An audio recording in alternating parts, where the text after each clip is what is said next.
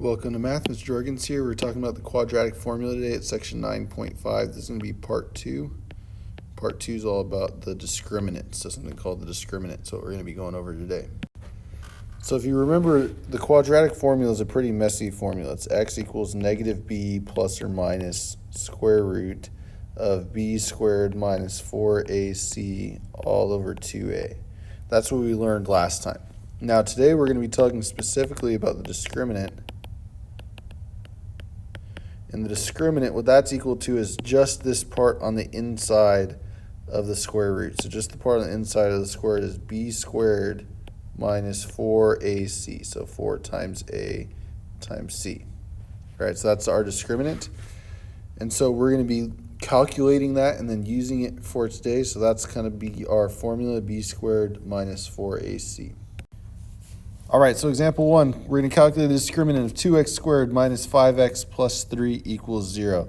It's really important that whenever we write these down, we can pull out that a is equal to, in this case, 2, that b is equal to negative 5, and that c is equal to 3. So that's the first thing we should be able to write down. And if we're going to calculate the discriminant, the way we would calculate that is by doing b squared minus 4 times a times c. So in this case, our b is negative 5, so I'd have negative 5 squared minus 4 times a is 2 times c is 3. So negative 5 squared is 25. Minus 4 times 2 is 8. 8 times 3 is 24. So 25 minus 24 makes 1. So in this case, our discriminant would be equal to 1. All right, let's try our next one here. We're going to calculate the discriminant of 12x squared minus 4x equals negative 5. The first thing we're going to have to do is write down what our a is, what our b is, and what our c is. So in this case, a is going to be 12. What would our b be? Go ahead and enter your answer when you're ready. Yeah, b would be negative 4. And what would c be? So what would c be? Enter your answer when you're ready. Yeah, c would be negative 5. So I have 12 as my a, b is negative 4, and c would be negative 5. I know that in terms of finding the discriminant, I know the discriminant is going to be equal to b squared minus 4 times a times c.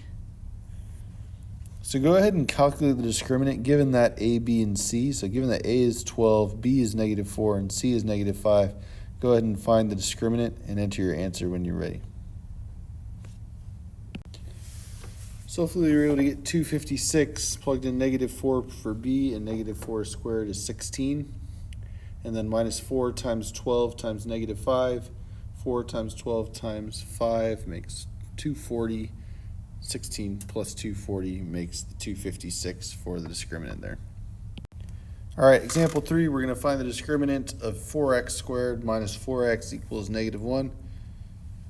So on this one, it's a little different because it's not equal to 0. So this is like the one last thing we needed to kind of add in before we talk about our last topic, which will be number of solutions. But we have to have it equal to 0. Before we go about finding the discriminant, if you remember from example 1 and 2, both of them were ax squared plus bx plus c equals 0. So before I pull my a, b, and c, I have to move that 1 over to the other side.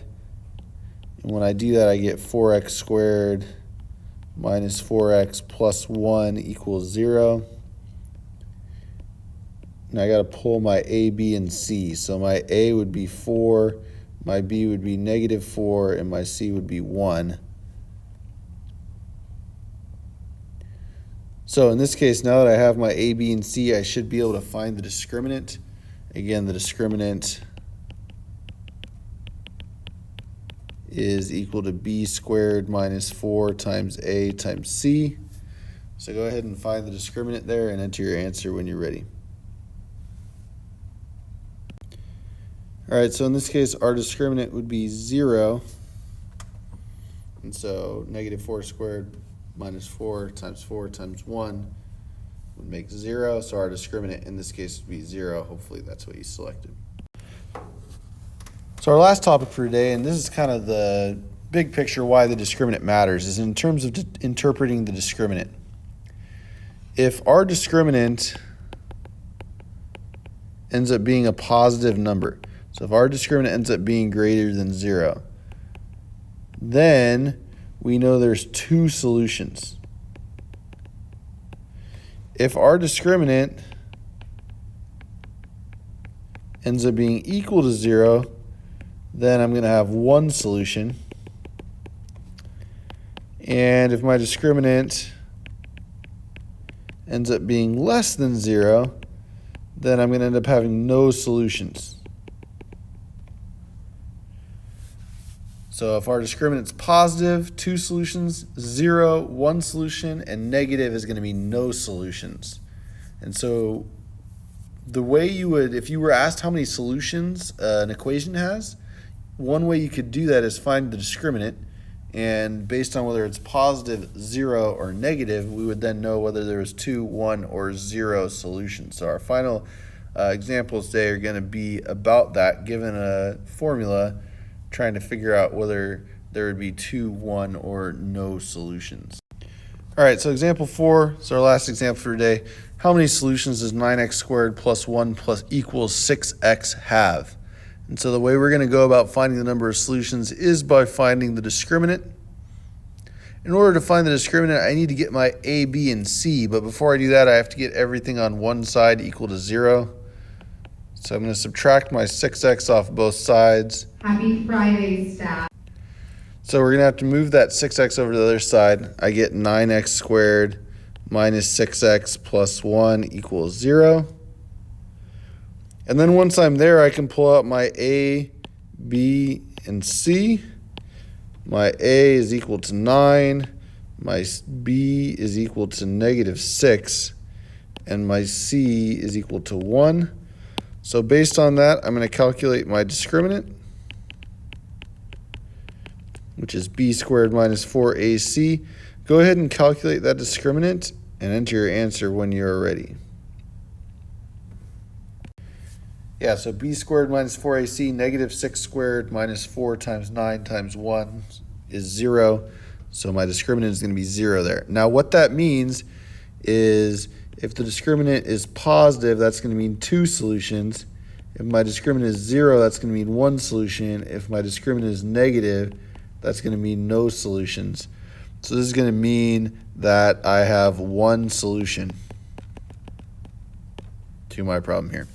So hopefully you can see that's how we're going to use the discriminant. We'll have to calculate it and then determine the number of solutions based on that. That should take us through section 9.5. Let me know if you have any questions.